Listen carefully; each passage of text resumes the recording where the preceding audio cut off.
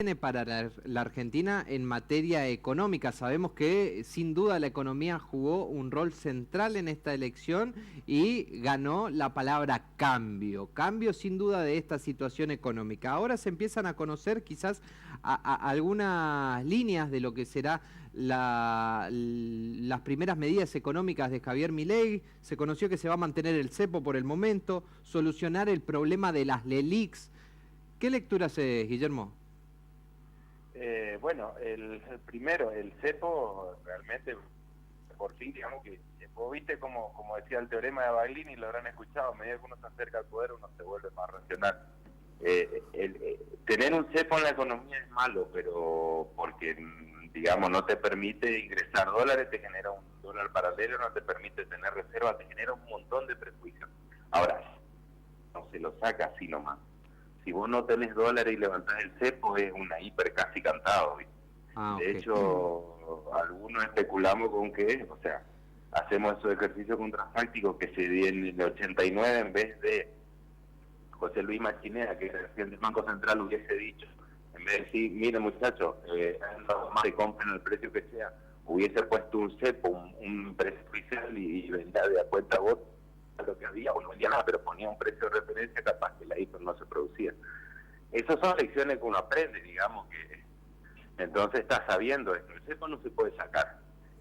Solucionar el problema de las LELIQ, que sí, hay que solucionarlo urgente porque está generando una base, o sea, la cantidad de dinero prácticamente se duplica cada 2 meses, incluso en un plazo más corto, depende de la tasa, mes y medio más o menos. Entonces no, o sea, vos fíjate una cosa, o sea, si vos tenés, lo que yo siempre le digo, o sea, vos tenés 10 vacas y 10 pesos, vale 1 peso cada vaca, tenés 10 vacas y 20 pesos, vale 2 pesos, o sea, si tenés vaca y 30 pesos, va a valer 3 pesos cada vaca, o sea, si vos vas, o sea, vas generando 6 veces más la cantidad de dinero en el año, los precios van a costar 6 veces más, o más, o sea, no hay, entonces, y ese es un problema que te está generando hoy la bola de LELIQ. Desarmarlo no es tan fácil. Bueno, y en ese sentido, ¿cómo pretende Javier Milei solucionar ese problema? Mira, no hay, a ver, en términos generales, después cuando él dice, a mí me tranquiliza que diga, está moviendo la ingeniería financiera, digamos, esto depende mucho. En líneas generales vos tenés 2 opciones, o sacar un plan Bonex, para los que no saben, el plan Bonex fue, como ya vi, las LELIQ, tenían otro, eran las LELIQ del 89 y del 90, entonces, y como iban esto generando tal emisión de dinero para mantenerlo, entonces, ¿qué es lo que hizo en ese momento Herman González? No era Caballo todavía, lo que dijo el señor, de todos los que tienen depósito de plazo fijo, yo le doy un bono a 10 años para cortar esto. Entonces, al final se terminó. Esa es la solución, digamos, mágica, la de corto. ¿Cuál es el problema de esto? Vos parás la emisión y haces un bono, y lo pagás a 10 años, y los bonos se cobraron, y fue negocio. Algunos perdieron plata porque no confiaron y lo vendieron rápido al precio que le daban, y los que esperaron cobraron y fue una ganancia. El tema es que no todo el mundo puede esperar 10 años, ¿viste? Y en este sentido... Pero, y la otra es... Sí, termina, Guillermo.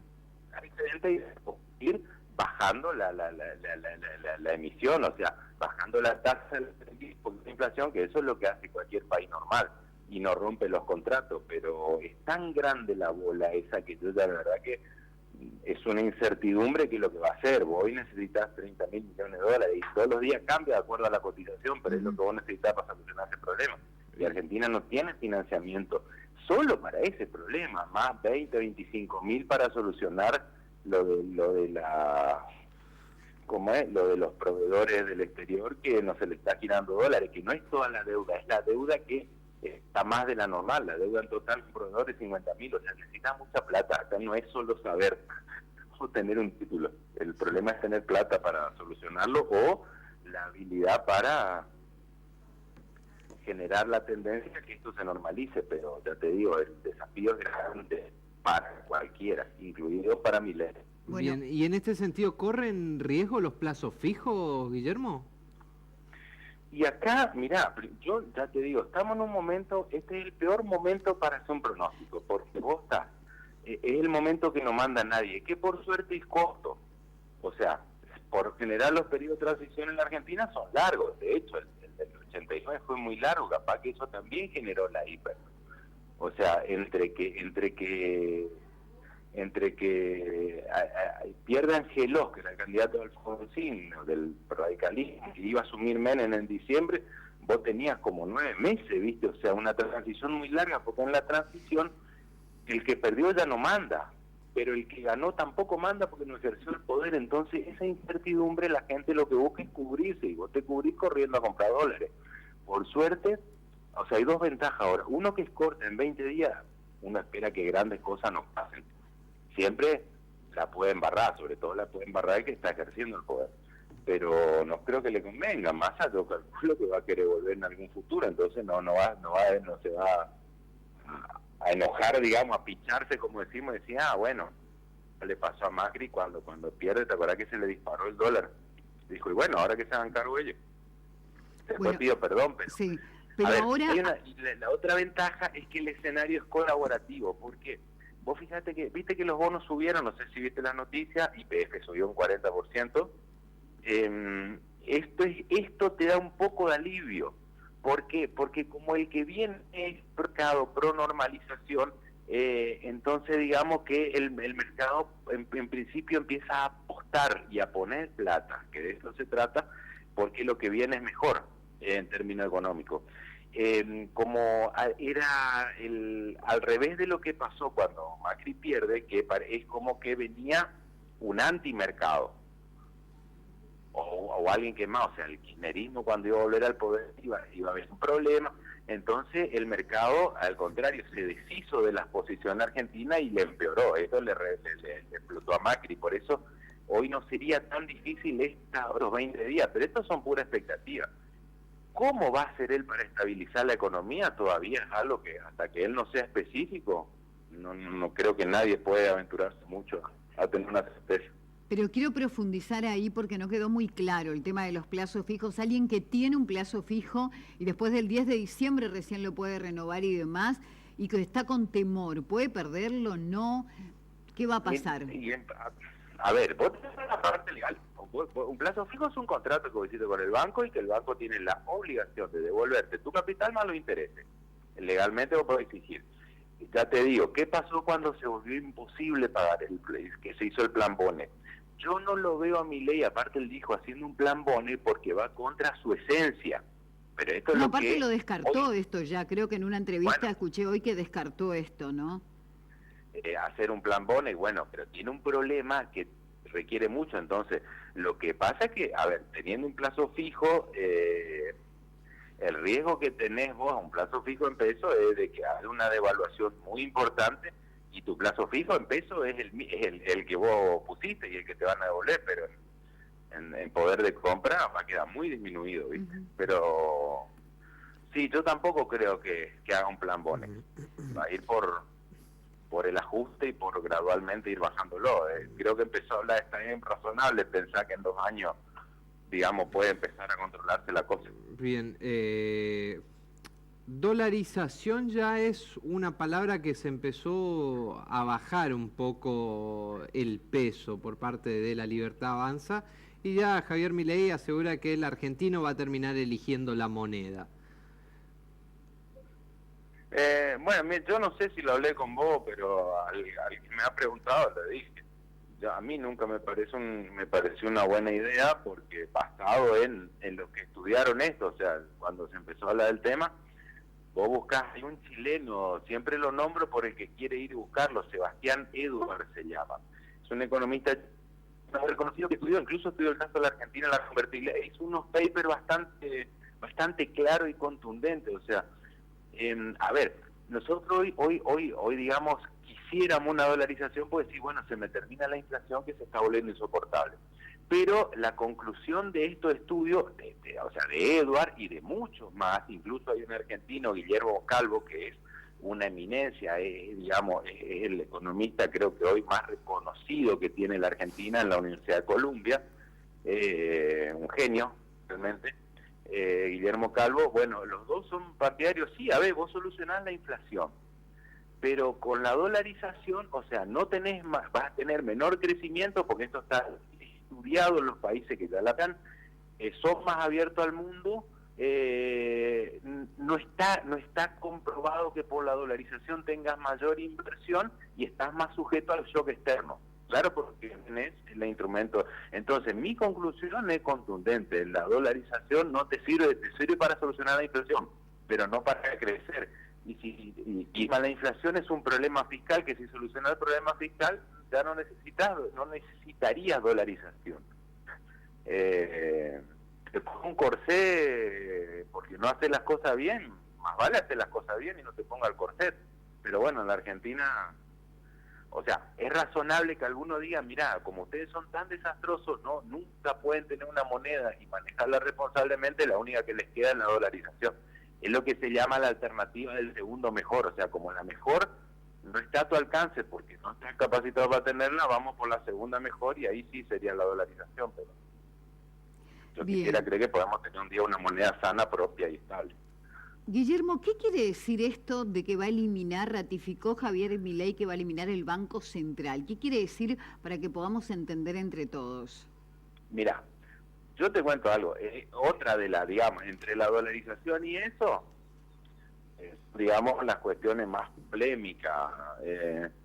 Yo no sé, yo una vez vi un reportaje, no me acuerdo con quién, a Diana Mondino, que va a ser su canciller. O sea, a ver, esto ustedes lo analizarán mejor que yo. O sea, una cosa es su estrategia de campaña, de mensaje, que mal no le fue, digamos, hoy es presidente y más votado en la historia de la democracia. Pero yo le escuché una vez en un reportaje, no me acuerdo quién se lo hacía a Diana Mondino, que le decía de cómo, y ella dice, no, lo de incendiar el Banco Central, dinamitar el banco, es una frase. Lo que va a hacer es dejar de emitir. Bueno, eso me parece razonable. Entonces, por ahí está, yo quisiera creer que está hablando así. ¿Por qué? Porque el Banco Central, aparte de ser el que tiene como misión preservar el valor de la moneda y regular la cantidad de dinero, digamos, esa es su función principal, regular la cantidad de dinero en la economía, tiene otra función, no es menor, que es la de ser el organismo de contralor del sistema financiero, que no es menor. O sea, los bancos tienen que estar, digamos, capaz no regulado en el sentido que él le pondría la palabra, pero sí tremendamente fiscalizado, porque los bancos captan los ahorros de la gente, ni más ni menos.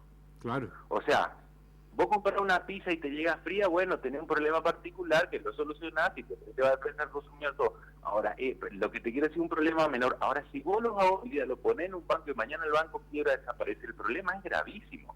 Entonces, debe haber una fiscalización a la altura del Banco Central para el sistema financiero. Entonces, dinamitar eso creo que no se puede. Entonces, me quedo con lo que dijo Diana Mondino, no, habló en sentido figurado de lo que es la parte de emitir dinero para financiar al Estado. A eso se refiere con dinamitar el Banco Central. Pero continuaría, digamos, este efecto que hace de contralor a los otros bancos. Es que debería, o sea, no existe país en el mundo que no tenga un Banco Central o una Reserva Federal, en el caso de Estados Unidos, que no sea el contralor del sistema financiero. Si no, mañana yo me abro un banco, capto los depósitos de la gente, cierro la valija y me voy de viaje. Bien. Que puede pasar, pero con un ente fiscalizador pasa mucho menos y se evitan los delitos.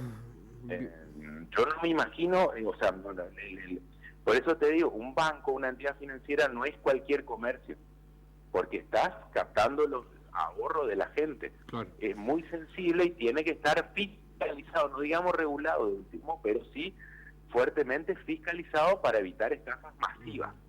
Hablemos de otra de las medidas que también fue fuerte en campaña, achicar el gasto, algo que coincide en la gran mayoría de los economistas en la Argentina que hay que hacer.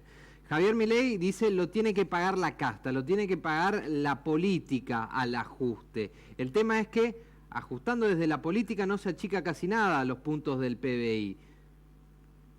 No, la verdad que no. Si vos cuantitativamente mirás, o sea, el 60-70% del gasto en la Argentina es gasto social. Ahí está lo que yo quiero llegar. ¿Se va a ajustar el gasto social o inevitablemente se tiene que ajustar el gasto social para achicar? Es que, a ver, si vos lo mirás en términos de relevancia... es lo que más representa del gasto, ¿no?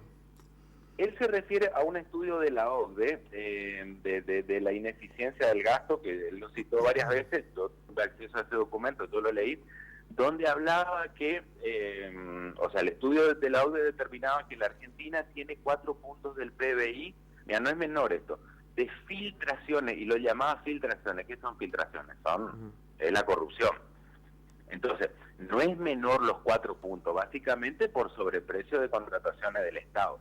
Si él logra optimizar el gasto por ese lado, pero te digo, el documento es bastante genérico, o sea, no hay pruebas, evidencias. Yo no sé cómo, si me preguntás cómo hizo o sea, es la OCDE, pero yo veo que el documento, o sea, pero ponele, vamos a ser optimistas de que están identificados los 4 puntos de ineficiencia, que más que nada, vos sabés que están en la obra pública, y se puede ahorrar esos 4 puntos.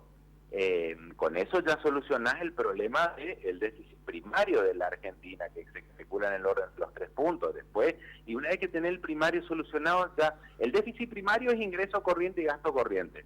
El fiscal, el financiero es cuando ya después del pago de los intereses. Si tenés el primario arreglado y un excedente, vos ya podés negociar la deuda, digamos, ya se pone más fácil la cosa. Pero yo no soy tan optimista porque no creo que se pueda identificar, ojalá se pueda, porque sería un bien moral para el país, pero identificar esos 4 puntos de PBI de ineficiencias del gasto. Creo que mucho se puede identificar, no 100%. Después, el gasto en sí, el gasto, que hay gastos que son groseros, los viajes en avión, etcétera, etcétera. Claro. Pero la verdad que no deja, o sea, la gente tendrá su opinión sobre cada uno de esos gastos, las lanchas y todo lo que vimos, ¿no es cierto? Los yates. Pero sí, en términos de cantidad, la verdad que no son tantos. Son delitos, pero no son tantos. O sea, no te va a arreglar el problema fiscal. Claro, va a arreglar el problema moral del argentino. Pero el problema fiscal, moral, no, la verdad coincido. Que esos gastos no te alcanzan. Otro de los temas que ya Milei anticipó es que busca acordar con las provincias que por lo menos haya nada más que 10 impuestos. Bajar el tema de la carga impositiva. Y allí también la otra pregunta que nos hacemos es desde dónde se va a financiar el Estado, porque sabemos o es emisión, es impuesto o es deuda. Mira, yo te cuento una cosa, en la Argentina existen aproximadamente 165 impuestos, y es una locura. Sí. Eso es una locura, es un absurdo, o sea, la burocracia para pagar el impuesto es más cara que el impuesto en sí, el beneficio del impuesto anticipado. Y de los 160, 10 son los que recaudan el 90%, ¿me entendés? Entonces voy a decir, tengo 10 que me recaudan, entonces los otros 150 y pico me recaudan un 10%. ¿Para qué tengo los otros 100? ¿Por qué no simplifico? El problema, o sea, no sé qué opinás, pero me parece sumamente razonable y lógico y debería ser así. El problema es que los otros impuestos son en su mayoría provinciales y es el derecho de inspección, el derecho de verificación de la cartelería, la tasa de esto, o sea, son un montón de recursos, principalmente de los gobiernos municipales, que hacen a que, hay que ver, o sea, y en un país federal no es tan fácil que resigne potestad tributaria a una provincia o un municipio. Debería, o sea, sería buenísimo. El sistema, es absurdo el sistema tributario argentino en complejidad, pero en un país federal son las provincias las que tienen que, o sea, vos tenés que contar con el acuerdo de las provincias para que éstas resignen su capacidad de cobrar impuestos. Y no sé qué opina vos de si las provincias estarían tan dispuestas a hacerlo. No y bueno, sé, por eso seguro que Misiones no. El problema, el país federal es un problema para algunas cosas. El otro problema, vos no podés, o sea, en un país, o sea, otra de las cosas que se cuestiona cuando se habla de la dolarización, al ser un país, o sea, en la dolarización vos tenés que tener un control unificado de la deuda, no te podés endeudar, o te podés endeudar responsablemente, pero ¿qué es lo que pasó? Una de las cosas que dice Cavallo, que por la que fracasó la convertibilidad, una de las cosas que alega es que las provincias, bajo su autonomía, salieron a endeudarse en el exterior y de golpe a él la deuda se le volvió incontrolable, y como, o sea, en dólares, pero que fue un problema de despilfarro de las provincias. Bueno, en un país federal eso lo tenés que tener en cuenta, ¿no es cierto?, que las provincias tienen ciertas potestades y que no las podés controlar vos, por más que seas presidente. Guillermo, otro de los temas y las preguntas y dudas también muy habituales ahora es el tema de los distintos beneficios de ANSES, jubilaciones, asignaciones y demás. ¿Puede llegar a haber recortes y demás o no? Porque eso está estipulado por ley.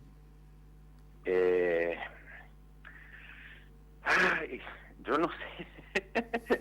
Vos me estás preguntando por la bola de cristal y no la tengo encima.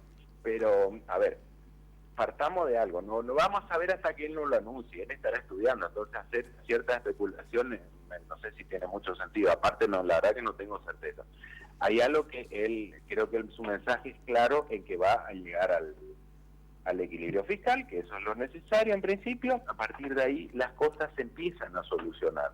Entonces yo lo que quiero ver, o sea, él tiene 2 desafíos, 3 digamos, pero yo incluso las LELIC, si soluciona los 2 primeros, me parece más manejable. Bueno, pero los 2 desafíos importantes que tienen son llegar a un equilibrio fiscal urgente, entonces ahí veamos, bueno, algo va a tener que cortar. Cada uno de nosotros está especulando en dónde va a recortar. Entendí. Pero algo va a tener que recortar, 3 puntos del PBI, o calculada son más o menos 18 mil millones de dólares para llegar a un equilibrio primario. Después va a tener que juntar algo para pagar intereses de deuda. Así que ponerle 4 o 5 puntos del PBI, yo 15 puntos del PBI a mí me parece muchísimo, muchísimo. Yo aplaudiría si el primer año tiene un equilibrio primario, porque en la Argentina, después de tantos años de déficit, eso para mí sería un logro.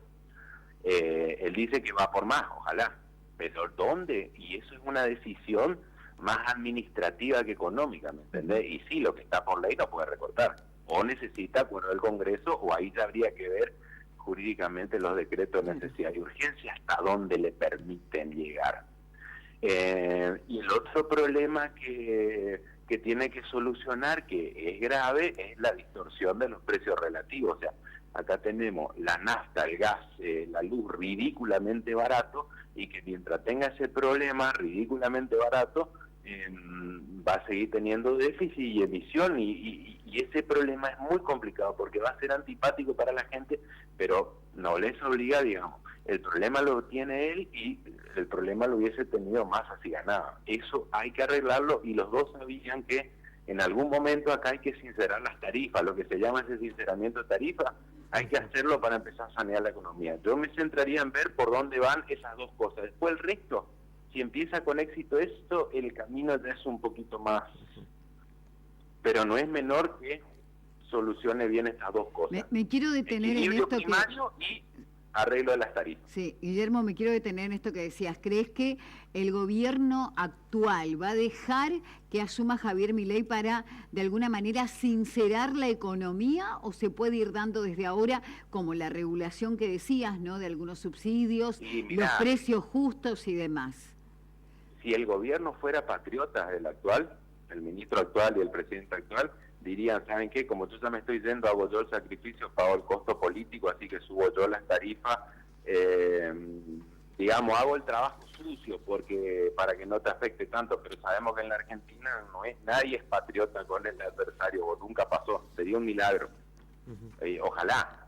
Es lo que todos los que observamos esto, es lo que esperamos, porque el trabajo sucio, si lo hace el que asume, ya le genera un desgaste inevitable, porque la gente siente malestar. A ver, si vos capaz que me entendés, si yo te digo, mirá, hay que corregir las tarifas porque el déficit que generan, claro, y ese faltante, esa escasez que hasta hace poco la tuvimos de nafta, pero el día que vos tenés que ir a pagar la nafta o la luz, te enojas con el que te aumentó la tarifa. Claro. Entonces, yo esperaría patrióticamente que lo haga, pero no creo que lo haga. No hay evidencia en la Argentina de que un gobierno colaboró con el adversario en esa transición, al contrario. Explotaría todo después del 10. Ahora, el sinceramiento de tarifas es algo que tiene que venir sin dudas acompañado de los reajustes salariales de los trabajadores, Guillermo. Es que una cosa también viene con la otra. Como vos tenés subsidiadas las tarifas y pisadas, te genera que tenés que, o sea, como tenés las tarifas pisadas, las tenés que subsidiar. Como tenés que subsidiar, generas déficit. Eso te genera inflación y la inflación te tira abajo los sueldos. ¿Me entendés cómo es un círculo vicioso? O sea, sí, por supuesto, los sueldos en la Argentina son 1/3 de lo que eran históricamente en dólares. El argentino promedio ganaba entre $1.000 y $1.200 históricamente y ahora está ganando 400 al contado con liqui. Los sueldos realmente se destruyeron en la Argentina, pero todo es producto de ese mismo círculo vicioso donde subsidiar tarifa tiene mucho que ver. Claro, entendemos.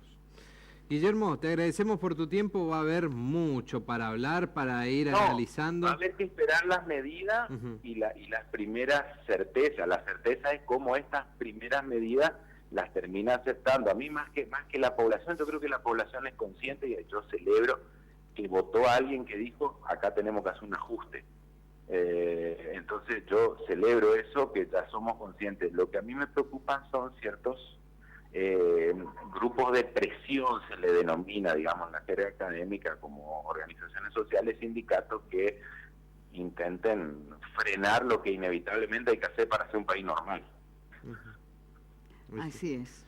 Bueno, Guillermo, te agradecemos mucho por estos minutos, claro, como siempre, profesor, le mandamos un abrazo y buena semana. Igualmente, hasta luego. Hasta luego. Hasta luego. Ahí lo escuchábamos.